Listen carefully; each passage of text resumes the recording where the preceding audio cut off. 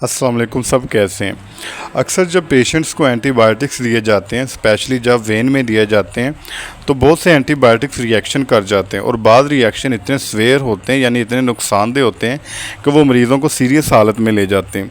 अच्छा, मैं आपको एक दो तरीके ऐसे बताता हूँ जिससे ये जो रिएक्शन होते हैं इनका चांस बिल्कुल ख़त्म हो जाएगा। बस आपने ध्यान से सुनना है।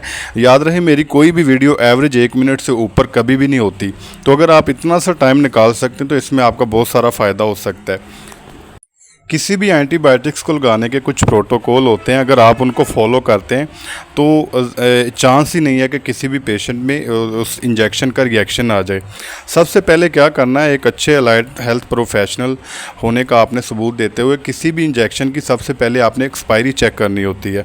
उसके बाद आप बेहतर है कि अगर पेशेंट की हिस्ट्री पूछ लें उससे कि कोई उसको रिएक्शन तो नहीं है किसी मेडिसिन से।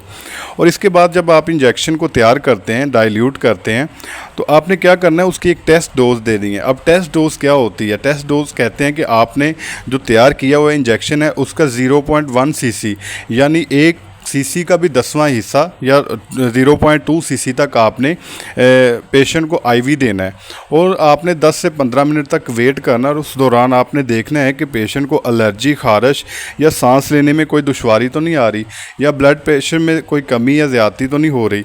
अगर ये चीज़ें नहीं हो रही तो फिर आपने आईवी इंजेक्शन स्लो देना है और बहुत ज़्यादा स्लो आपने देना है। और ये आप सामने देख सकते हैं, एक सेफ्ट्राइजोन एंटीबायोटिक्स इंजेक्शन है जो बहुत ज़्यादा इस्तेमाल होता है, इसलिए मैंने इसकी एग्जांपल दी है।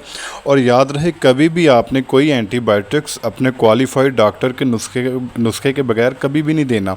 और अगर आप इन प्रोटोकॉल को फॉलो करते हैं तो चांस ही नहीं है कि पेशेंट में कोई भी इस तरह के रिएक्शन आए। शुक्रिया।